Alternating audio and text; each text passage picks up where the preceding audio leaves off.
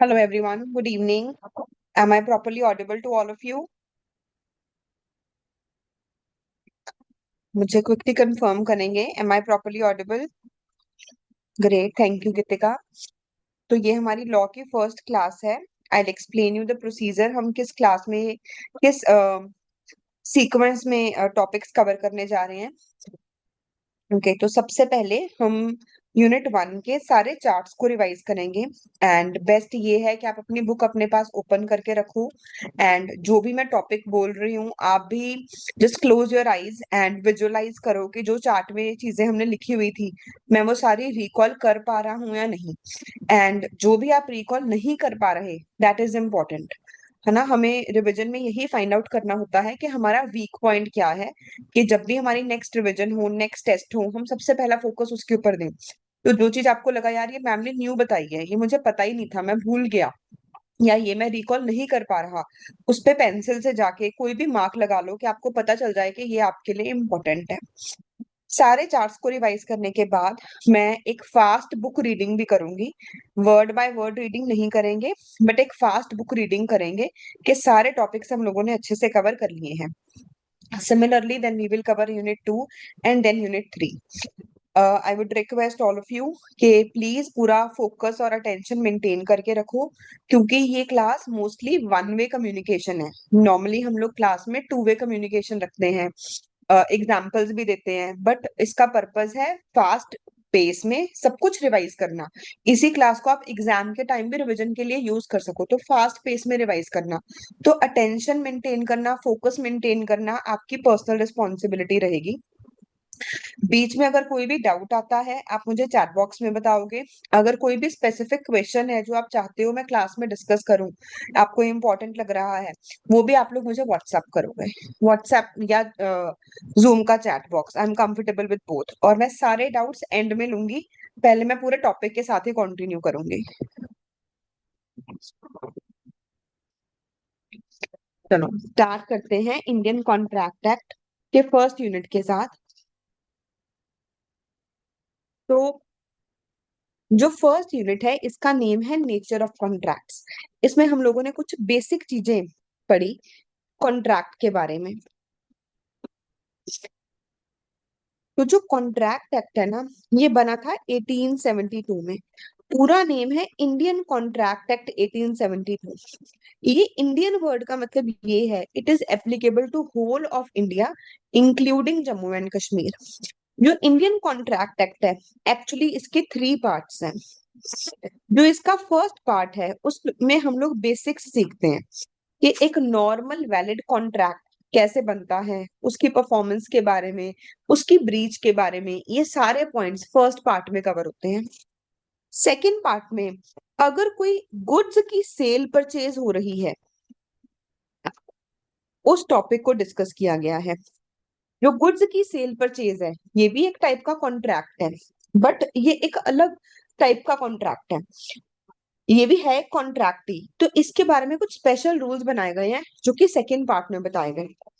बाद में गवर्नमेंट को लगा कि ये इतना इंपॉर्टेंट टॉपिक है कि इसे इसमें कवर नहीं करना चाहिए, तो सेकंड पोर्शन जो है ये अब डिलीट कर दिया गया है. इसके बदले इंडिया में एक नया एक्ट आया, सेल ऑफ गुड्स एक्ट. ये भी हमारे सिलेबस में हम इसे भी पढ़ेंगे. एंड जो थर्ड पार्ट है उसमें हम लोग स्पेशल कॉन्ट्रैक्ट्स पढ़ते हैं. जो आपकी बुक के लास्ट थ्री यूनिट्स हैं उसमें हम स्पेशल कॉन्ट्रैक्ट के बारे में, indemnity and guarantee, guarantee contract क्या होता है, बेलमेंट क्या होता है, एजेंसी क्या होता है, ये तीन स्पेशल कॉन्ट्रैक्ट्स के बारे में पढ़ेंगे. तो हमारा सबसे पहला फोकस है इस टॉपिक के ऊपर बेसिक्स. बेसिक्स में नेचर ऑफ कॉन्ट्रैक्ट्स में the first chart that we made is what is a contract. Contract होता क्या है, तो आप लोगों ने लिखा होगा कि offer plus acceptance is equal to promise. Offer की सारी बातें बताई गई 2A में, प्रॉमिस के बारे में बताया गया 2B में. जब ये एक्सेप्ट हो जाता है तो ऑफर एक्सेप्ट हो जाता है तो बन जाता है एक प्रॉमिस. प्रॉमिस में एक पर्सन का राइट बनता है, एक पर्सन की ड्यूटी. जब प्रॉमिस के बीच में समथिंग इन रिटर्न जुड़ जाए, क्विड प्रो क्यो हो, कंसिडरेशन हो, जिसके सारे रूल्स बताए गए हैं 2 सबसेक्शन D में, तो एक अग्रीमेंट बनता है. अग्रीमेंट में दोनों पार्टीज के राइट्स एंड ड्यूटीज बनते हैं. ये नेचर में रेसिप्रोकल है. अग्रीमेंट अगर एनफोर्सेबल बाय लॉ हो तो बन जाता है एक कॉन्ट्रैक्ट। कोई चीज एनफोर्सेबल बाय लॉ है या नहीं, ये हमें बात पता चलती है सेक्शन नंबर 10 के रूल्स से। कॉन्ट्रैक्ट, कॉन्ट्रैक्ट में लीगल राइट्स एंड ड्यूटीज बनते हैं। कॉन्ट्रैक्ट की डेफिनेशन हमें बताई गई सेक्शन 2 सबसेक्शन एच में।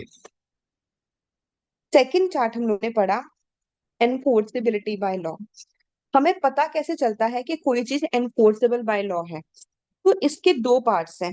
एक तो जनरल पॉइंट्स हैं, ये कहीं पर लिखे नहीं गए, ये अलग अलग जगह से हम लोगों ने इन्फर किए हैं। एंड कुछ स्पेशल पॉइंट्स हैं जो कि सेक्शन नंबर 10 में बताए गए, जिसके बारे में यूनिट 3 में बहुत डिटेल में डिस्कशन भी हुई है। सबसे पहले ये जनरल पॉइंट्स क्या है? तो एक जनरल पॉइंट है मिनिमम टू पार्टीज। कोई भी वैलिड कॉन्ट्रैक्ट बनाने के लिए हमें कम से कम दो पार्टीज की जरूरत है, as upheld in the case law S Raman Lal and company versus Gujarat sales tax authorities.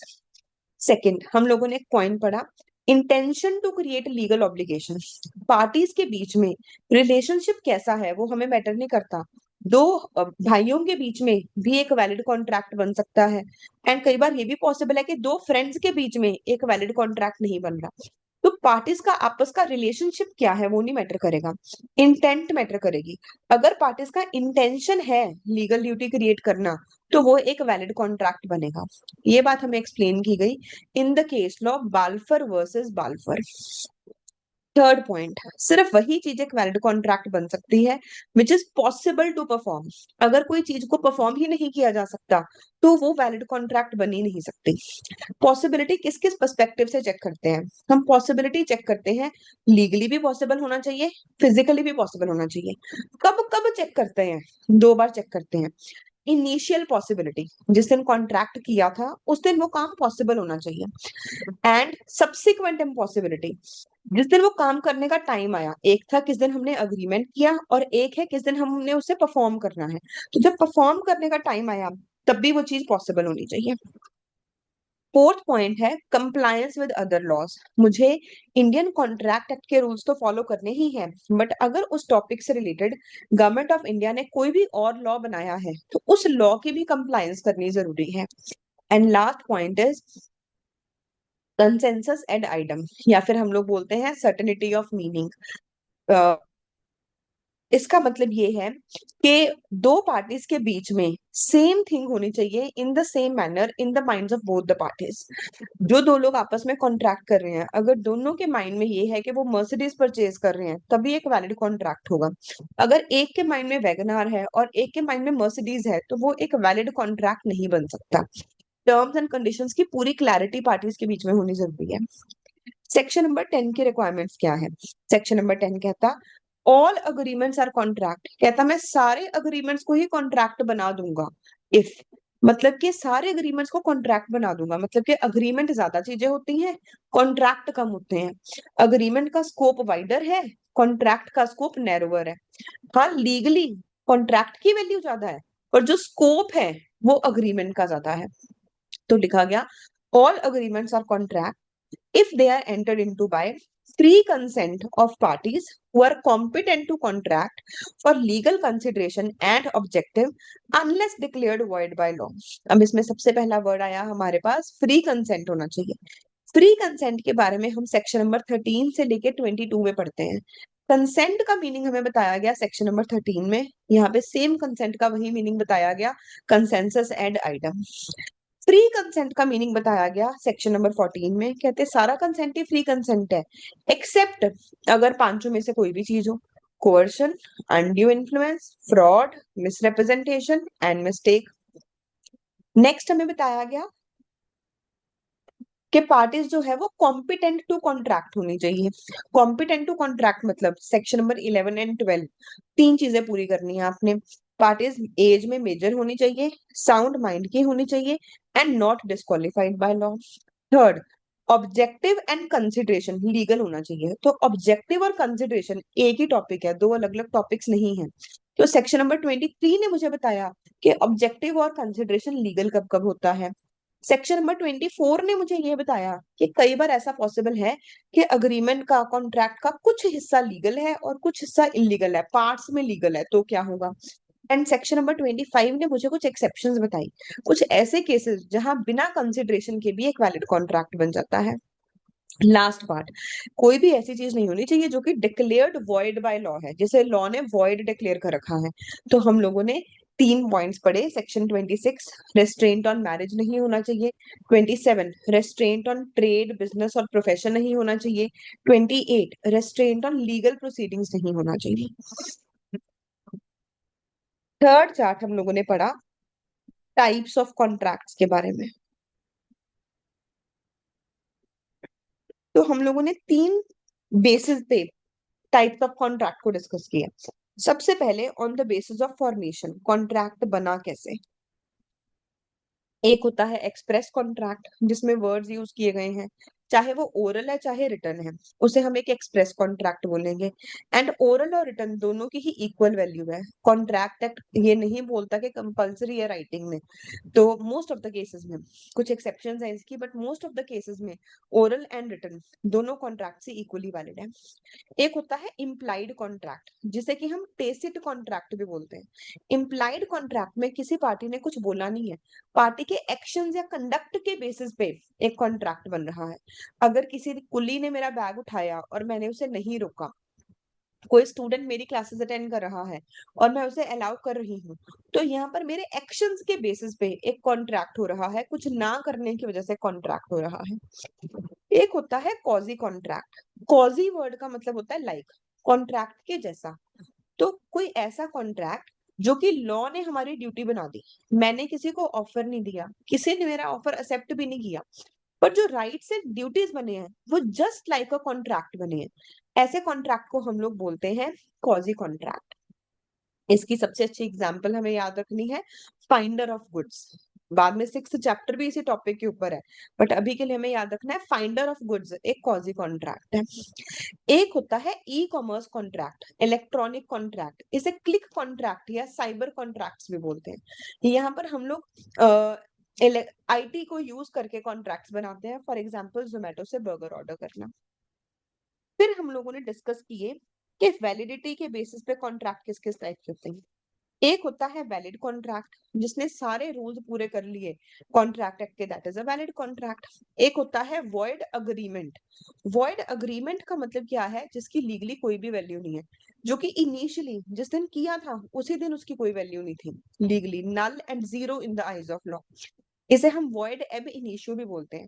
एक होता है वॉइड कॉन्ट्रैक्ट, तो अगर कोई चीज इनिशियली तो पॉसिबल थी पर सब्सिक्वेंट इम्पॉसिबल हो गई, पहले पॉसिबल थी बाद में इम्पॉसिबल हो गई, तो वो पहले वैलिड कॉन्ट्रैक्ट बन चुका था बट बाद में उसकी वैल्यू खत्म हो गई, तो उसे हम बोलते हैं वॉइड कॉन्ट्रैक्ट। एक होता है वॉइडेबल कॉन्ट्रैक्ट, जिसे वॉइड बनाया जा सकता है।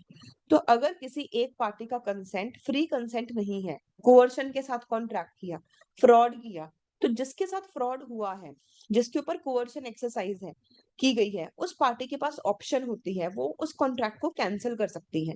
ऐसे कॉन्ट्रैक्ट को हम लोग बोलते हैं वॉइडेबल कॉन्ट्रैक्ट।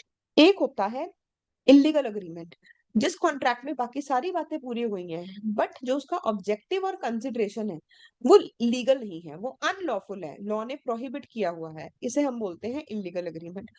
ऑब्वियसली जो भी इलीगल अग्रीमेंट्स हैं वो सारे वॉइड हैं। जो इलीगल अग्रीमेंट के साथ अटैच्ड अग्रीमेंट्स हैं, कोलेट्रल अग्रीमेंट्स हैं, वो भी सारे वॉइड है। एक होता है अनएनफोर्सेबल कॉन्ट्रैक्ट। वैसे तो ये टेक्निकली वर्ड ही गलत है, क्योंकि कॉन्ट्रैक्ट की डेफिनेशन क्या होती है, एनफोर्सेबल बाय लॉ। पर अनएनफोर्सेबल कॉन्ट्रैक्ट, तो ये तो बात ही नहीं बनी ना। बट अगर मुझे इसे एक्सप्लेन करना हो तो हमें ये बताया गया कि अगर कोई भी ऐसी चीज है जिसमें बाकी सारे रूल्स पूरे हो गए हैं बट किसी लॉ के साथ कंप्लायंस नहीं है, कोई टेक्निकल डिफेक्ट है जिसकी वजह से हम उस राइट को यूज नहीं कर पा रहे, उसे हम लोग बोलते हैं एक अनएनफोर्सेबल कॉन्ट्रैक्ट। जो अनएनफोर्सेबल कॉन्ट्रैक्ट है वो भी ऑब्वियसली वॉइड है, उसे एनफोर्स नहीं किया जा सकता। इसका बहुत अच्छा एग्जाम्पल है ट्रांसफर ऑफ प्रॉपर्टी। अगर एक्स ने वाई को कोई प्रॉपर्टी परचेज सेल की और ओरल कॉन्ट्रैक्ट किया, तो कॉन्ट्रैक्ट एक्ट तो ओरल कॉन्ट्रैक्ट को भी वैलिड मानता है, but transfer of property act में रिटर्न होना जरूरी है, तो ओरल कॉन्ट्रैक्ट को हम लीगली अपने राइट को यूज नहीं कर पाएंगे। एक होता है परफॉर्मेंस के बेसिस पे कॉन्ट्रैक्ट किस किस टाइप के होते हैं। परफॉर्मेंस के बेसिस पे कॉन्ट्रैक्ट दो टाइप के होते हैं, एक होते हैं एग्जीक्यूटरी जिसमें पार्टीज ने अपनी ड्यूटी पूरी कर दी है, एक होते हैं एग्जीक्यूटेड जिसमें पार्टीज की ड्यूटी पूरी करनी पेंडिंग है। जो एग्जीक्यूटरी है ये फर्दर एक हो सकता है यूनिलेटरल, एक पार्टी की ड्यूटी पूरी हो गई एक की पेंडिंग है, एक हो सकता है बाइलेटरल जिसमें दोनों पार्टीज की ड्यूटी परफॉर्म करना भी पेंडिंग है। Fourth topic that we studied is offer. तो ऑफर वाले चार्ट में हमने लिखा कि ऑफर को ही प्रपोजल भी बोला जाता है। टू सबसेक्शन ए में ऑफर के बारे में सारी बातें बताई गई। ऑफर टॉपिक को रिवाइज करने के टाइम हमने तीन चीजें पढ़नी है। ऑफर का मतलब क्या होता है, ऑफर की टाइप्स क्या क्या होती हैं, और वैलिड ऑफर के रूल्स क्या हैं। तो एक वैलिड ऑफर बनाना हम इस चार्ट से सीखते हैं। सबसे पहले मीनिंग क्या है। ऑफर के मीनिंग में हमने तीन वर्ड्स पढ़े, SWI, सिग्निफाई करना, willingness and intention. When one person signifies to another his willingness to do something or not to do something with an intent to obtain assent of other party, he is said to have made an offer. जो party offer दे रही है उसे बोलते हैं offeror, जिसे offer मिल रहा है उसे बोलते हैं ऑफरी। जो भी एक ऑफर है अगर उसमें इंटेंशन मिसिंग है, अगर मेरा इंटेंशन सिर्फ ऑफर्स इंड्यूस करना है, अगर मेरा इंटेंशन सिर्फ कोई इंफॉर्मेशन पता लेना है, जनरल इंक्वायरी है, तो उस केस में मैं किसी को ऑफर नहीं दे रही हूँ। मेरा इंटेंट कॉन्ट्रैक्ट क्रिएट करना नहीं है। यहाँ पर हम लोग एक वर्ड यूज करते हैं कि ये तो एक इनविटेशन टू ऑफर है। तो जो प्रोस्पेक्टस है किसी भी कंपनी का, जो मेन्यू है किसी होटल का, ये जो कोटेशन है, ये सारी चीजें सिर्फ एक इनविटेशन टू ऑफर है। अगर आप इनविटेशन टू ऑफर को एक्सेप्ट करते हो तो आप कोई कॉन्ट्रैक्ट नहीं कर रहे, आप बल्कि एक नया ऑफर दे रहे हो। और सेकंड पार्टी के पास राइट है, वो उस ऑफर को एक्सेप्ट भी कर सकती है, रिजेक्ट भी कर सकती है। ये बात हमें बताई गई in the case law Harvey versus facie. फिर हम लोगों ने पढ़ा ऑफर की टाइप्स क्या क्या है। एक्सप्रेस ऑफर जिसमें वर्ड्स यूज होते हैं, इम्प्लाइड ऑफर जिसमें कंडक्ट के बेसिस पे ऑफर दिया जा रहा है, एक होता है जनरल ऑफर जिसमें एक टाइम पे मल्टीपल पार्टीज को ऑफर दिया जा रहा है, जो भी पार्टी वो कंडीशंस को फुलफिल करेगी वो उसे एक्सेप्ट कर सकती है। एक होता है स्पेसिफिक ऑफर जिसमें हमने सिर्फ एक पर्सन को ऑफर दिया है, सिर्फ वही उसे एक्सेप्ट या रिजेक्ट कर सकता है। जनरल ऑफर के बारे में हमें पता चला था इन the case law Carlill versus carbolic smoke ball company. एक कंपनी ने न्यूज़पेपर में ऐड दी, जो भी पर्सन ने वो कंडीशंस को फुलफिल कर लिया उसने ऑफर को एक्सेप्ट कर लिया, उसका कॉन्ट्रैक्ट हो गया। स्पेसिफिक ऑफर जिस पर्सन को दिया गया है सिर्फ वही एक्सेप्ट कर सकता है। बोल्टन वर्सेस जोन्स, एक्सेप्टेंस में भी ये चार नेम आएगा। जिस पर्सन को ऑफर दिया गया है सिर्फ वही उसे एक्सेप्ट कर सकता है। एंड एक हम लोगों ने ऑफर की टाइप पढ़ी स्टैंडिंग ऑफर, इसे ही ओपन ऑफर या कंटिन्यूइंग ऑफर भी बोला जाता है। तो जो ऑफर एक स्पेसिफिक टाइम तक के लिए वैलिड है उसे हम स्टैंडिंग ऑफर बोलते हैं। मान लो मैंने ऑफर दिया और मैंने बोला मैं इसे 1 वीक तक ओपन रखूंगी, तो आप इसे 1 वीक के अंदर एक्सेप्ट भी कर सकते हो, रिजेक्ट भी कर सकते हो। बट अगर मैं 1 वीक के अंदर अपने ऑफर को कैंसिल भी कर दूं, आप मेरे अगेंस्ट कोई लीगल एक्शन नहीं ले सकते, क्योंकि कोई कॉन्ट्रैक्ट तो बना ही नहीं था। तो अगर मैंने ऑफर प्रॉमिस किया था मैं वैलिड रखूंगी, बट मैंने ऑफर को ओपन नहीं रखा, even then there is no legal implication. But अगर मैंने ऑफर को ओपन रखने के लिए आपसे कुछ अमाउंट चार्ज की थी, अगर ऑफर को ओपन रखने के लिए आपने मुझे कोई कंसिडरेशन दी थी, उस केस में मुझे ऑफर को उतने टाइम तक के लिए जरूर वैलिड रखना ही पड़ेगा। एक होता है काउंटर ऑफर। काउंटर ऑफर को ही हम लोग क्वालिफाइड एक्सेप्टेंस भी बोलते हैं।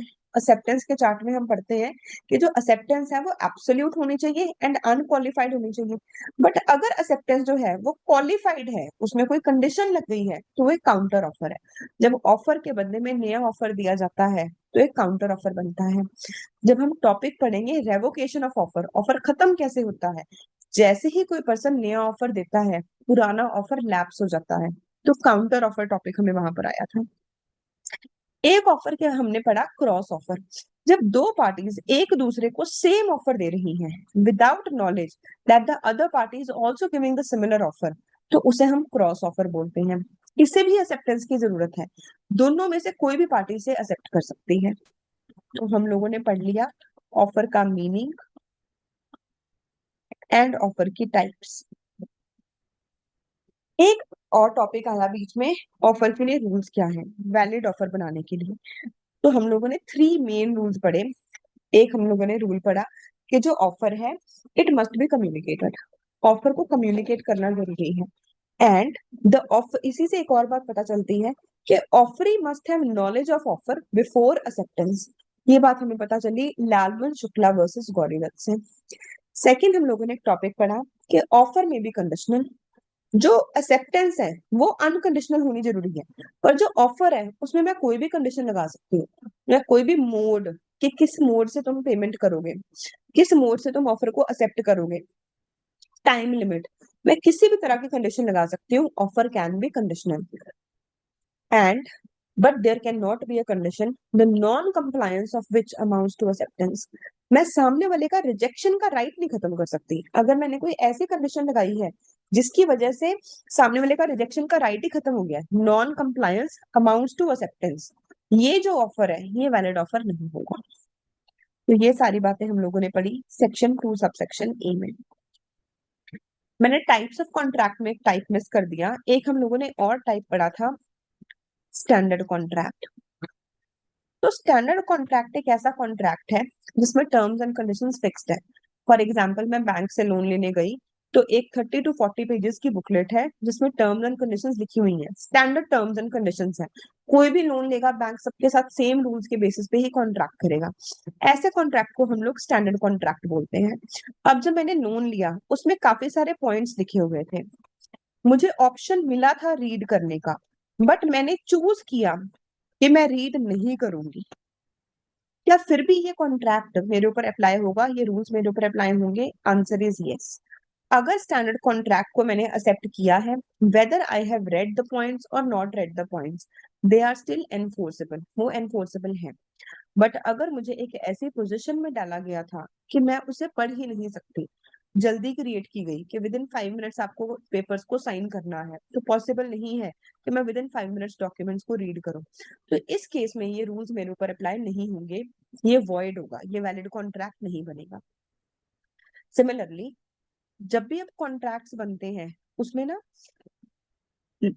ऑर्गेनाइजेशन की ड्यूटी होती है कि जो भी इंपॉर्टेंट पॉइंट्स हैं उनको हाईलाइट किया जाए।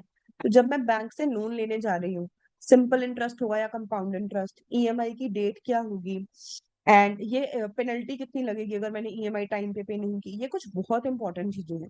तो जो बैंक है उसकी ड्यूटी बनती है कि वो इन चीजों को हाईलाइट करे, तो बोल्ड में लिखी जाती है ये चीजें। इसका मतलब कि ऑर्गेनाइजेशन ने अपनी तरफ से ड्यूटी पूरी कर दी है। अब मैंने उसे पढ़ा चाहे नहीं पढ़ा, मेरे ऊपर ये रूल्स अप्लाई होंगे। ऐसे ही अगर आप कोई इंश्योरेंस का कॉन्ट्रैक्ट देखो, तो स्पेसिफिकली वो बोलते हैं प्लीज टर्न द पेज, या फिर terms and conditions mentioned below. जब लिखा है कि terms and conditions mention below, मतलब वो आपका फोकस लेके जा रहे हैं कि इंपॉर्टेंट चीज के ऊपर फोकस करो। या फिर जब आप कोई मूवी की टिकट परचेज करते हो, उसमें लिखा होता है कंस्ट्रक्शंस गिवन बिहाइंड, कि जो इसके इंस्ट्रक्शंस हैं वो बैक साइड पे लिखी हुई है टिकट के। तो इसका मतलब कि वो हमारा फोकस लेके जा रहे हैं इंपॉर्टेंट टर्म्स एंड कंडीशंस पे। अब हमने वो पढ़ी या नहीं पढ़ी, इसका कोई इम्पैक्ट नहीं पड़ेगा कॉन्ट्रैक्ट की वैलिडिटी पे। उसके बाद हम लोगों ने एक टॉपिक पढ़ा, एक्सेप्टेंस। एक्सेप्टेंस के बारे में हम लोगों ने 3 चीजें पढ़नी है। सबसे पहले एक्सेप्टेंस का मतलब क्या होता है, तो हम लोगों ने पढ़ा offer when accepted becomes a promise. इसका मतलब कि जो एक्सेप्टेंस है it must B absolute complete, मुझे सारी बातें एक्सेप्ट करनी है। And it must B unqualified, उसमें कोई भी नई कंडीशन भी नहीं लगा सकते। ऑफर में कोई भी कंडीशन लगा सकते थे पर एक्सेप्टेंस में नहीं लगा सकते। एंड एक्सेप्टेंस की इंपॉर्टेंस, तो सर विलियम एंसन ने एक बहुत अच्छे मेटाफर के थ्रू एक्सप्लेन किया कि रियल लाइफ में एक्सेप्टेंस की इंपॉर्टेंस क्या है। उन्होंने हमें बोला कि ऑफर का एक्सेप्टेंस के साथ वही रिलेशनशिप है जो कि एक इग्नाइटेड फ्यूल का लाइटेड मैच स्टिक के साथ है। जब तक ऑफर, जो इग्नाइटेड फ्यूल है वो लाइटेड मैच स्टिक से दूर है, तब तक जो ऑफरर है इग्नाइटेड फ्यूल को वापस लेके जा सकता है, उसे रिवोक कर सकता है। पर जब दोनों एक बार आपस में मैच कर गए, कंक्लूजन होगा वो इररिवर्सिबल होगा। उसके बाद तो कॉन्ट्रैक्ट बन गया, लीगल राइट्स एंड ड्यूटीज बन गए, तो एक्सेप्टेंस के बाद ऑफर को वापस नहीं लिया जा सकता। फिर हमने एक्सेप्टेंस के बारे में 3 रूल्स पढ़े। सबसे पहला रूल पढ़ा, एक्सेप्टेंस। एक्सेप्ट कौन कर सकता है? Specific. This acceptance can only be made by person to whom it was given. जिस पर्सन को ऑफर दिया गया था सिर्फ वही उसे एक्सेप्ट कर सकता है। Bolton versus Johns. Second point हम लोगों ने पढ़ा, एक्सेप्टेंस मस्ट बी कम्युनिकेटेड। अगर मैंने कोई ऑफर को एक्सेप्ट कर लिया है, अपने मन में सोच लिया, वो एक वैलिड कॉन्ट्रैक्ट नहीं बनेगा। किसी थर्ड पार्टी को बता दिया तब भी वैलिड कॉन्ट्रैक्ट नहीं बनेगा। जब जिस पर्सन ने ऑफर दिया था उससे इन्फॉर्म करूंगी, सही चैनल के थ्रू इन्फॉर्म करूंगी, तभी वैलिड कॉन्ट्रैक्ट बनेगा। तो थर्ड पार्टी के थ्रू इन्फॉर्म करना वैलिड नहीं है, सही चैनल के थ्रू ऑफरर को इन्फॉर्म करना जरूरी है, तभी एक वैलिड कॉन्ट्रैक्ट बन सकता है। ये हमें बात पता चली ब्रॉगडन वर्सेस मेट्रोपॉलिटन रेलवे कंपनी। एक केस है, क्या साइलेंस को भी एक्सेप्टेंस माना जा सकता है? Answer is yes. हम साइलेंस को भी एक्सेप्टेंस मान सकते हैं, क्योंकि जो इम्प्लाइड कॉन्ट्रैक्ट है उसमें साइलेंस के बेसिस पे ही एक्सेप्टेंस बनती है। उसमें मैं कुछ बोल नहीं रही, मेरे एक्शंस और कंडक्ट के बेसिस पे कॉन्ट्रैक्ट हो रहा है। बट कैन मियर साइलेंस, मैं बिल्कुल चुप हूं, मैंने कोई एक्शंस भी नहीं किए, कुछ भी नहीं किया, क्या इस चीज को कॉन्ट्रैक्ट माना जा सकता है? No. Mere silence do not amount to acceptance. ये बात हमें बताई गई in the case law Felthouse versus Bindley. फिर ऑफर और एक्सेप्टेंस में दोनों में एक टॉपिक आया, कम्युनिकेशन। तो कम्युनिकेशन टॉपिक के बारे में हमने पढ़ा।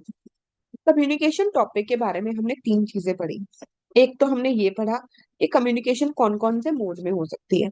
तो कम्युनिकेशन एक तो ऐसे हो सकती है कि इंस्टेंट कम्युनिकेशन है, मैंने कोई मैसेज दिया और सेम टाइम पे सामने वाले पर्सन को मिल गया मेरा मैसेज, तो कोई कॉन्फ्लिक्ट का स्कोप ही नहीं है। तो जब दो लोग फेस टू फेस बात कर रहे हैं, फोन पे बात कर रहे हैं, साइमल्टेनियसली मैसेज कम्युनिकेट हो रहा है, there is no chance of miscommunication.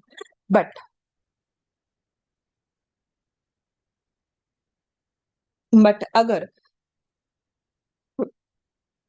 Telephone connection बीच में डिसरप्ट हो जाता है तो उस केस में वैलिड कॉन्ट्रैक्ट नहीं बनेगा। एक होता है जब ऐसे तरीके से कम्युनिकेशन हो रहा है कि बीच में टाइम गैप है, मैंने कोई मैसेज दिया एंड वो सामने वाले को थोड़ी देर बाद डिलीवर होगा। फॉर एग्जाम्पल अगर कम्युनिकेशन बाय लेटर हो रही है, तो इस केस में हम लोगों ने रूल्स पढ़े। तो हम लोगों ने रूल्स में क्या कुछ पढ़ा? हमने पढ़ा कि ऑफर की कम्युनिकेशन के अलग रूल्स हैं एंड एक्सेप्टेंस की कम्युनिकेशन के अलग रूल्स हैं। ऑफर की कम्युनिकेशन में तो ऑफर को कम्युनिकेट कब माना जाता है, कि ऑफर की कम्युनिकेशन कब कंप्लीट हो जाती है? व्हेन रिसीव्ड बाय ऑफरी, जब मेरा ऑफर ऑफरी को मिल जाएगा तभी ऑफर कंप्लीट होगा। एक्सेप्टेंस की कम्युनिकेशन कब कंप्लीट होती है? तो इसमें रिवर्स रिलेशनशिप है। जो ऑफरर है, जिसे ही हम प्रोमिसर भी बोलते हैं, ऑफरर को ही प्रोमिसर बोला जाता है, उसके पर्सपेक्टिव से एक्सेप्टेंस तब कंप्लीट होती है when it is put into course of transmission by offeree. जब ऑफरी ने, प्रोमिसी ने कोर्स ऑफ ट्रांसमिशन में वो लेटर डाल दिया पोस्ट बॉक्स में, अब मेरे कंट्रोल से बात बाहर है, अब कॉन्ट्रैक्ट बन गया। And from the perspective of promisee, offeree जिसने एक्सेप्टेंस दी है, उसके पर्सपेक्टिव से कम्युनिकेशन कब कंप्लीट होती है? When it is received by offeror, जब सामने वाले को ऑफर रिसीव हो जाए, क्योंकि उसके पास पावर है, वो by using faster mode of communication अपनी एक्सेप्टेंस को रिवोक कर सकता है। जब तक सामने वाले पर्सन को एक्सेप्टेंस रिसीव नहीं होती है तब तक वो एक्सेप्टेंस को रिवोक भी कर सकता है। तो क्रॉस रिलेशनशिप है, रिवर्स रिलेशनशिप है। एक टॉपिक आता है स्पेशल कंडीशंस। कई बार ऐसा होता है कि स्पेशल कंडीशंस हम 1 to 1 लोगों को इन्फॉर्म नहीं करते हैं। मैंने अपने ऑफिस के बाहर लिख दिया, कंपनीज ने अपने ऑफिस में बिलिंग डेस्क के पीछे लिख दिया, नो रिटर्न पॉलिसी। तो क्या हम ये मान के चलेंगे कि सब लोगों को ये कंडीशंस कम्युनिकेट हो गई हैं? Answer is yes. Special conditions को 1 to 1 कम्युनिकेट करना जरूरी नहीं है, बट जो स्पेशल कंडीशंस हैं they must be just and reasonable, वो अनफेयर नहीं होनी चाहिए। ये बात हमें बताई गई in the case law Lily White versus Manu Swamy. फिर उसके बाद हमारे पास एक टॉपिक आया, modes of revocation of offer. Offer को रिवोक कैसे किया जा सकता है? तो एक तो है कि ऑफरर अपने ऑफर को खुद रिवोक कर दे, वो नोटिस दे दे कि मैं अपने ऑफर को वापस लेना चाहता हूँ। एक है ऑफरी अपने ऑफर को कैंसिल कर दे। ऑफरी जब काउंटर ऑफर दे देता है तब भी ऑफर रिवोक हो जाता है। एक केस था कि अगर आपने कोई कंडीशन पूरी नहीं की, तो कोई कंडीशन लगाई गई थी, कोई स्पेसिफिक मोड बताया गया था, कोई टाइम बताया गया था, अगर आप ये कंडीशन पूरी नहीं करोगे, ऑफर अपने आप ही कैंसिल हो जाएगा। एक केस है सब्सिक्वेंट इलीगैलिटी, कोई चीज जब ऑफर दी थी तब वैलिड थी, बाद में इनवैलिड हो गई। सब्सिक्वेंट इम्पॉसिबिलिटी की वजह से कॉन्ट्रैक्ट जो है, ऑफर जो है वो रिवोक हो जाएगा। अगर डेथ हो जाए, अगर कॉन्ट्रैक्ट बनने से पहले डेथ हो जाए तो जो ऑफर है वो रिवोक हो जाता है। अगर कॉन्ट्रैक्ट बनने के बाद में डेथ होती पार्टीज की, फिर तो कॉन्ट्रैक्ट बन गया था, फिर तो उसके लीगल हायर लायबल हो जाते हैं। बट अगर कॉन्ट्रैक्ट बनने से पहले ही डेथ हो जाए तो ऑफर रिवोक हो जाता है। सिमिलरली अगर कोई पर्सन अनसाउंड माइंड का हो जाए। एक हम लोगों ने बाद में चार्ट बनाया था, कम्युनिकेशन ऑफ रेवोकेशन, कि मान लो किसी पर्सन ने ऑफर को रिवोक कर लिया, तो हम क्या मानेंगे कि जो इसकी कम्युनिकेशन है ये कब कंप्लीट हुई। तो इसमें डायरेक्ट रिलेशनशिप है, इसमें क्रॉस रिलेशनशिप नहीं है, डायरेक्ट रिलेशनशिप है। तो अगर मैंने अपना ऑफर कम्युनिकेट किया है और उसके बाद मैंने ऑफर को रिवोक भी कर दिया, तो रेवोकेशन कब कंप्लीट होगी मेरे पर्सपेक्टिव से, तब रिवोक होगी जैसे ही I put it into course of transmission. And सामने वाले पर्सपेक्टिव से तब कंप्लीट होगी when he gets to know about it, जब उसे वो कम्युनिकेशन रिसीव हो जाएगी। यहाँ पर हमारा फर्स्ट चैप्टर कंप्लीट होता है। It took us 30 minutes to revise everything. Let's have a quick reading of the book. सबसे पहले उन्होंने बताया कि इंडियन कॉन्ट्रैक्ट एक्ट से पहले क्या सिचुएशन थी। तो कहते हैं इंडियन कॉन्ट्रैक्ट एक्ट से पहले हिंदू लॉ में वेद, धर्म, शास्त्र, इन चीजों के थ्रू हम कॉन्ट्रैक्ट करते थे। फिर जब मुस्लिम आए, मौर्याज आए, तो बायलेटरल ट्रांजेक्शन्स फ्री कंसेंट के बेसिस पे होती थी। तो ऐसे कुछ वर्ड्स यूज किए गए। फिर जब ब्रिटिश लोग आए तो उन लोगों ने प्रॉपर हमें कॉन्ट्रैक्ट एक्ट बना के दिया। जो लॉ ऑफ कॉन्ट्रैक्ट है ये पूरे इंडिया में अप्लाई होता है। इसे 3 पार्ट्स में डिवाइड किया गया। जो फर्स्ट पार्ट है उसमें जनरल प्रिंसिपल्स एंड रूल्स हैं, जिसमें हम सेक्शन 1 to 75 पढ़ते हैं। सेकेंड पार्ट है वो डिलीट कर दिया गया है। उसके बाद थर्ड पार्ट जो है ये स्पेशल कॉन्ट्रैक्ट्स के बारे में है। इसमें हम गारंटी, हमने माइनर टॉपिक में गारंटी वर्ड का मीनिंग समझा था, बेलमेंट कंसिडरेशन टॉपिक में इसका मीनिंग समझा था, एजेंसी, ऐसे स्पेशल कॉन्ट्रैक्ट्स पढ़ेंगे। कॉन्ट्रैक्ट होता क्या है? कॉन्ट्रैक्ट एक ऐसा अग्रीमेंट है which is enforceable by law. तो अग्रीमेंट होना चाहिए, एनफोर्सेबल बाय लॉ होना चाहिए। अग्रीमेंट क्या होता है? कहते हैं कोई भी प्रॉमिस जो कि दूसरे प्रॉमिस की कंसिडरेशन है, उसे हम अग्रीमेंट बोलते हैं। फिर बताया गया प्रॉमिस क्या होता है। कहते हैं जब किसी पर्सन को हमने कोई प्रपोजल दिया, कोई ऑफर दिया, और वो उस प्रपोजल को एक्सेप्ट कर लेता है, तो हम लोग बोलते हैं कि प्रॉमिस बन गया है। तो यहाँ पर इन्होंने एक्सप्लेन किया, offer plus acceptance plus consideration is equal to agreement. जब साथ में एनफोर्सेबिलिटी मिल जाती है तो बन जाता है कॉन्ट्रैक्ट। ड्यूरिंग रिविजन मैं कोई भी डिफरेंसेस क्लास में कवर नहीं करूंगी, बट सारे डिफरेंसेस इंपॉर्टेंट हैं। एग्जाम में मोस्टली 100 मार्क्स के पेपर में एक या दो डिफरेंसेस पूछे जाते हैं, क्रैम नहीं करने हैं। बट आपको पता होना चाहिए कि अग्रीमेंट और कॉन्ट्रैक्ट में बेसिक डिफरेंस क्या है, तो ये रिवाइज जरूर करना है। हर एग्जाम में आपको एक या दो डिफरेंसेस मिलेंगे। वैलिड कॉन्ट्रैक्ट बनाने के एसेंशियल्स क्या क्या हैं? कहते हैं वैलिड कॉन्ट्रैक्ट बनाने के लिए सेक्शन 10 के अकॉर्डिंग अग्रीमेंट हो जिसमें फ्री कंसेंट हो, पार्टीज कॉम्पिटेंट हो, लॉफुल ऑब्जेक्टिव एंड कंसिडरेशन हो, not declared void by law. And section number 10 के अलावा कुछ जनरल पॉइंट्स हैं। सबसे पहला जनरल पॉइंट है, टू पार्टीज होनी चाहिए। दो, मिनिमम दो पार्टीज एक वैलिड कॉन्ट्रैक्ट बन सकती हैं। ये दो नेचुरल पर्सन्स के बीच में भी कॉन्ट्रैक्ट बन सकता है, या कोई भी लोग जिनका लीगल एग्जिस्टेंस है। कंपनी भी कॉन्ट्रैक्ट कर सकती है, हम कंपनीज एक्ट में भी पढ़ते हैं that company can enter into contract. Parties का इंटेंट होना चाहिए, पार्टीज का रिलेशनशिप कैसा है वो नहीं मैटर करता, हस्बैंड और वाइफ में भी वैलिड कॉन्ट्रैक्ट बन सकता है। एंड बिजनेसमैन एंड क्लाइंट में कई बार शायद कॉन्ट्रैक्ट ना भी बने। हम फोकस रिलेशनशिप पे नहीं करेंगे, हम इंटेंशन पे करेंगे। क्या पार्टीज का इंटेंट लीगल ड्यूटी क्रिएट करना है? Balfour versus Balfour. Compliance with other laws, अगर हमें इसके अलावा कोई और लॉ ने कोई स्पेसिफिक टर्म्स एंड कंडीशंस बताए हैं तो उनको फॉलो करना जरूरी है। जैसे कि कुछ केसेस में कंपलसरी है कि रिटर्न हो, फॉर एग्जांपल इंश्योरेंस का कॉन्ट्रैक्ट कंपलसरी है कि रिटर्न हो, प्रॉपर्टी की परचेज सेल कंपलसरी है कि रिटर्न हो। सर्टेनिटी ऑफ मीनिंग, दोनों पार्टीज के माइंड में टर्म्स एंड कंडीशंस की पूरी क्लैरिटी होनी चाहिए। परफॉर्मेंस पॉसिबल हो। देन उन्होंने डिस्कस किया फ्री कंसेंट का मतलब, जिसमें कंसेंसस हेड आइटम डिस्कस किया गया।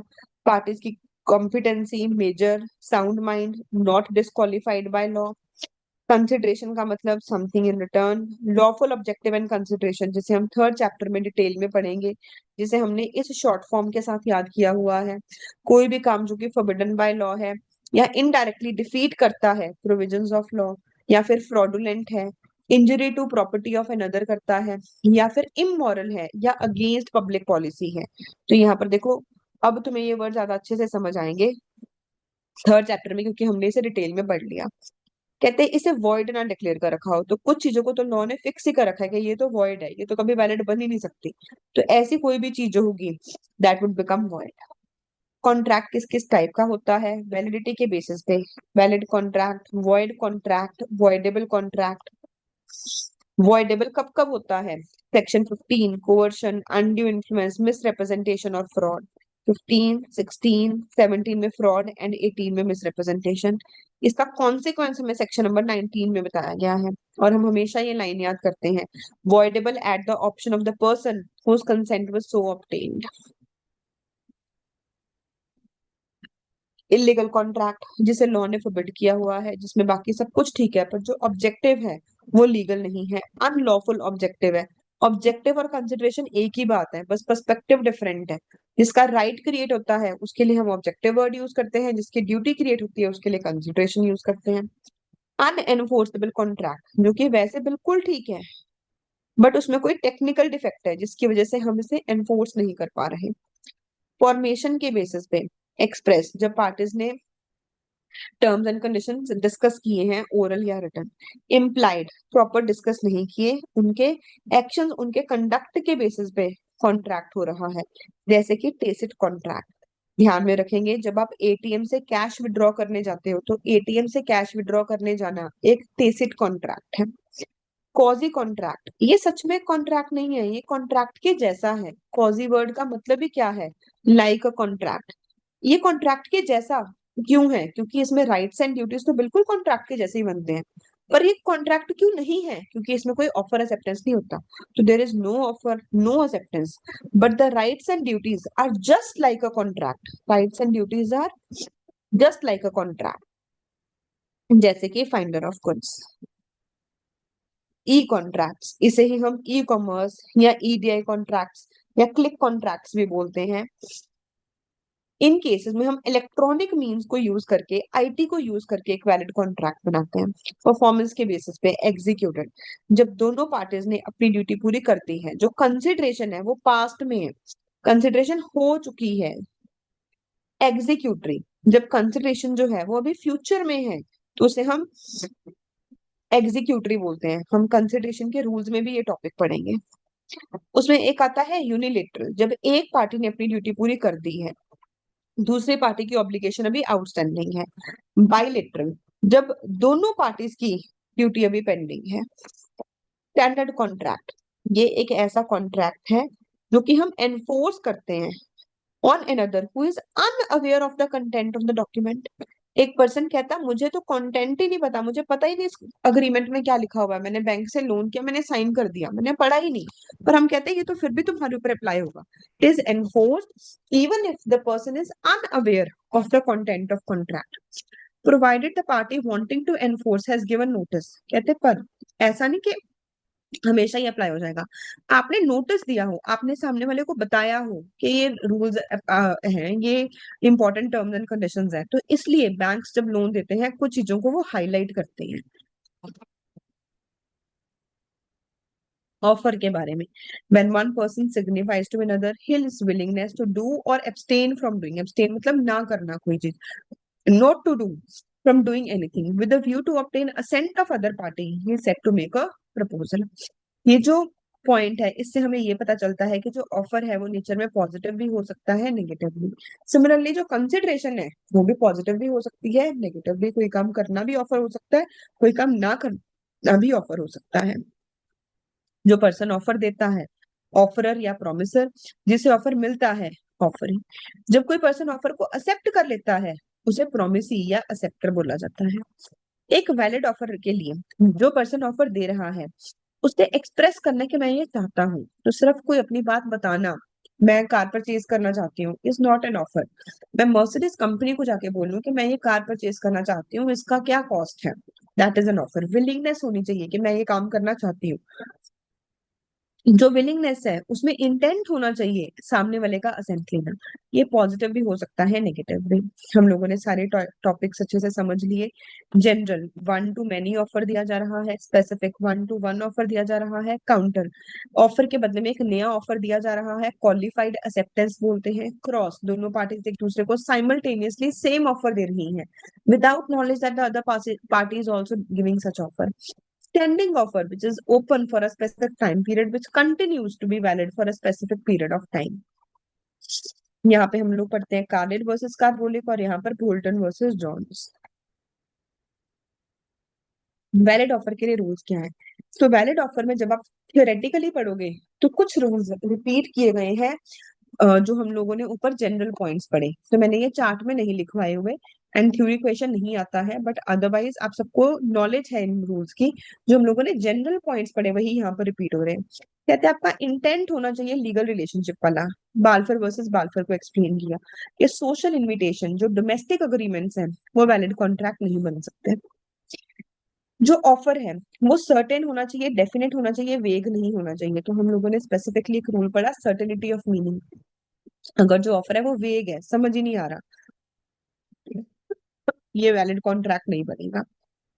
It must be communicated to offering, offer को कम्युनिकेट करना जरूरी है। लालमन शुक्ला वर्सेस गौरीदत्त, इसमें एक मास्टर ने अपने सर्वेंट को बोला कि तुम मेरा बेटा ढूंढ के लाओ, और उसके बाद में उसने ऑफर दिया।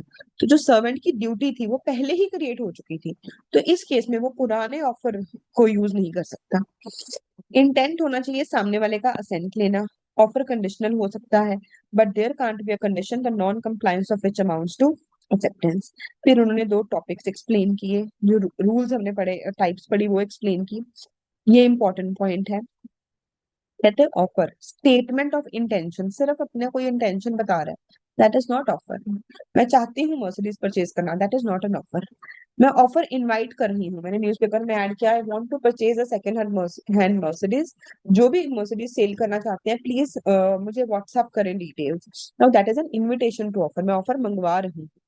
कोई इन्फॉर्मेशन देना, मैंने बोला आप मुझे इन्फॉर्मेशन शेयर करो, किसी ने मुझे व्हाट्सएप पे मैसेज भेज दिया कि ये मेरी कार है, उसकी पिक्चर्स हैं, ये प्राइस है, वो मुझे ऑफर नहीं दे रहा, वो सिर्फ मेरी इन्फॉर्मेशन का आंसर दे रहा है। कोई प्रोस्पेक्टस या advertisement, all of these are just invitations to offer. तो हम लोग लिखेंगे क्या हार्वे वर्सेस फेसी केस में? मेन हम लोगों ने याद क्या करना है, इनविटेशन टू ऑफर के केस में जो पर्सन इनवाइट कर रहा है वो ऑफर नहीं दे रहा, वो इनवाइट कर रहा है दूसरी पार्टी को कि तुम मुझे ऑफर दो। जो उसका ऑब्जेक्टिव है वो सिर्फ इंफॉर्मेशन देना है कि मैं उन सारे लोगों के साथ डील करने को तैयार हूँ जो इस इनविटेशन के बेसिस पे कॉन्ट्रैक्ट करना चाहते हैं। तो जब मैं सिर्फ किसी को ये बोल रही हूँ कि यार ये मैं काम करना चाहती हूँ, अगर तुम भी इसमें इंटरेस्टेड हो तो आओ मेरे साथ डिस्कशन करो, कि हम लोग आपस में फाइनलाइज करेंगे टर्म्स एंड कंडीशंस, हम इसके बारे में डील करेंगे, विलिंग टू डील है, subject to final terms and conditions. तो ये सिर्फ एक इनविटेशन टू ऑफर है। ऑफर को डिस्टिंग्विश करना चाहिए इनविटेशन टू ऑफर से। जो ऑफर है वो तो डेफिनेट होता है, उसमें पार्टी का इंटेंट होता है ऑफर को कॉन्ट्रैक्ट में कन्वर्ट करना। पर जो इनविटेशन टू ऑफर है उसमें इंटेंट कन्वर्ट करना नहीं होता, उसमें इंटेंट होता है ऑफर को सर्कुलेट करना। ये ऑफर से पहले की स्टेज है, डेफिनेट ऑफर से पहले की स्टेज है। जो इनविटेशन टू ऑफर है it doesn't result in any contract. जो इससे तो सिर्फ सामने वाला पर्सन जो इंटरेस्ट शो करेगा वो हमें ऑफर देगा। Acceptance, when the person to whom proposal is made signifies his assent, proposal is said to be accepted. William Anson के वर्ड्स में acceptance is to offer what a lighted match is to a train of gunpowder। कहते जो acceptance है वो जो trigger करती है उसे हम वापस नहीं कर सकते, वो इरिवर्सिबल है। acceptance के कॉन्सिक्वेंसेस, जब एक्सेप्ट हो गया तो लीगल राइट्स एंड ड्यूटीज बन गए, उसके बाद हम उसे वापस नहीं ले सकते। मैच स्टिक लगने से पहले पहले तुम अपने ऑफर को विड्रॉ कर सकते थे, रिवोक कर सकते थे, बट उसके बाद तो लीगल राइट्स एंड ड्यूटीज बन गए हैं, उसके बाद तुम कुछ नहीं कर सकते। लीगल रूल्स क्या है एक वैलिड एक्सेप्टेंस के? कहते हैं एक्सेप्टेंस सिर्फ वही पर्सन दे सकता है जिसको ऑफर दिया गया था। Bolton versus Johns. Acceptance absolute होनी चाहिए, सारे टर्म्स एंड कंडीशन एक्सेप्ट करने हैं, अनक्वालिफाइड, कोई भी नई कंडीशन नहीं लगानी। एक्सेप्टेंस को कम्युनिकेट करना है वैलिड चैनल के थ्रू। तो अगर मैंने किसी पर्सन को जॉब पे रखा, मैंने अपने मन में सोच लिया कि मैं इसे जॉब पे रखूंगी, मैंने लेटर भी बना लिया, पर मैंने अपने अभी फ्रेंड को बताया, उसे लेटर पोस्ट नहीं किया, तो क्या ये वैलिड कम्युनिकेशन मानी जाएगी? नहीं। ये वैलिड चैनल से कम्युनिकेशन नहीं हुई है, ऑफिशियल चैनल से नहीं कम्युनिकेशन हो रही, मैंने बस अपने फ्रेंड को बताया है। वो फ्रेंड वो थर्ड पार्टी को बता भी देगा तो वैलिड कॉन्ट्रैक्ट नहीं बनेगा। ब्रॉकडन वर्सेस मेट्रोपॉलिटन रेलवे कंपनी। अगर कोई स्पेसिफिक मोड बताया गया था उसे फॉलो करना है, कोई टाइम बताया गया था, तो ये हमने पॉइंट कवर कर लिया। एब्सोल्यूट में ऑफर में जो भी कंडीशन लगाई गई थी आपने वो सारी कंडीशंस पूरी करनी है। साइलेंस को तो एक्सेप्टेंस मान सकते हैं, बट मियर साइलेंस को हम एक्सेप्टेंस नहीं मान सकते। फेल्ट हाउस वर्सेस बिनले, ये एग्जांपल इंपॉर्टेंट है केस स्टडी के लिए। Communication of offer and acceptance, एक है फेस टू फेस कम्युनिकेट हो रहा है, एक है पार्टीज के बीच में डिस्टेंस है। ऑफर तो तब कंप्लीट होता है जब सामने वाले को मेरा ऑफर मिल जाए, when it comes to knowledge of the offering, तभी ऑफर कंप्लीट हुआ, तब तक तो ऑफर बना ही है। एक्सेप्टेंस कैसे होता है? कहते हैं पहले तो डिपेंड करता है एक्सेप्टेंस आप कैसे दे रहे हो। कुछ करने को भी एक्सेप्टेंस बोल सकते हैं, कुछ ना करने को भी एक्सेप्टेंस बोल सकते हैं। तो हम लोगों ने पढ़ा कुछ करना, मैंने ऑफर को एक्सेप्ट किया बाय वर्ड्स, एक्सप्रेस करके, ये भी एक्सेप्टेंस है। मैंने कुछ भी नहीं किया, मैं ट्रेन पे चढ़ी एंड मैं बस पे चढ़ी और मुझे कंडक्टर ने सीट यूज करने दी, तो उसने मेरे ऑफर को साइलेंटली एक्सेप्ट कर लिया। कुछ ना करना भी यहाँ पर क्या बन गया? एक्सेप्टेंस बन गया। बाय कंडक्ट यहाँ पर एक्सेप्टेंस बन रहा है। जैसे कि अगर मैं किसी वेंडिंग मशीन में एक कॉइन ड्रॉप करती हूँ और फिर कोक की एक बोतल निकाल लेती हूँ, तो कोई किसी कुछ बोल नहीं रहा, कंडक्ट के बेसिस पे कॉन्ट्रैक्ट हो रहा है। एक्सेप्टेंस कंप्लीट कब होती है? Offerer के against when it is put into course of transmission as to be out of the power of acceptor to withdraw the same, and offeree acceptor के perspective से when it comes to knowledge of proposer। Communication of special condition, special conditions one two one बतानी जरूरी नहीं है, आपने by conduct बता दी and सामने वाले ने बाय कंडक्ट ही एक्सेप्ट कर ली, हम उसे वैलिड मान लेते हैं। बट ये जो भी टर्म्स एंड कंडीशंस हैं ये फेयर एंड रीजनेबल होनी चाहिए। लिली वाइट वर्सेस मनु स्वामी, इस केस में हमें ये पता चला था। परफॉर्मेंस को कैसे कम्युनिकेट करते हैं, ये टॉपिक अभी हम फोर्थ चैप्टर के साथ पढ़ेंगे। अभी हमें यही नहीं पता परफॉर्मेंस होता क्या है, तो हम परफॉर्मेंस की कम्युनिकेशन कैसे पढ़ेंगे, तो ये टॉपिक फोर्थ चैप्टर के साथ मैं आपको कवर करवाऊंगी। ऑफर और एक्सेप्टेंस को वापस कैसे ले सकते हैं? कहते रिवोक कैसे हो सकती है? डायरेक्ट रिलेशनशिप है, जिस पर्सन ने एक्सेप्टेंस किसी भी चीज को रिवोक करना है, चाहे ऑफर को रिवोक करना है चाहे एक्सेप्टेंस को, उसके पर्सपेक्टिव से वो तब रिवोक हो जाएगी when it is put into course of transmission to the person to whom it is made, and सामने वाले के पर्सपेक्टिव से when it comes to his knowledge. तो यहाँ पर डायरेक्ट रिलेशनशिप है। रिवोक कैसे होगा? आप रेवोकेशन का नोटिस दे सकते हो, कोई कंडीशन लगाई थी वो पूरी नहीं की, टाइम कंप्लीट हो गया, मोड पूरा नहीं किया, ऑफरर ने नोटिस दे दिया, ऑफरी ने काउंटर ऑफर दे दिया, डेथ या इंसेनिटी हो गई, या फिर सब्सिक्वेंट इलीगैलिटी, इन सारे केसेस में ऑफर रिवोक हो जाता है। आई होप क्लास आप लोगों को यूजफुल लगी है। प्लीज मुझे व्हाट्सएप पे बताना जरूर कि आप लोगों को क्लास कैसे लगी, whether the effort was worth it और नॉट, मेरा एफर्ट और आपका टाइम वर्थ इट था या नहीं। And will resume after dinner for second chapter because many students are leaving class, so maybe they want a dinner break.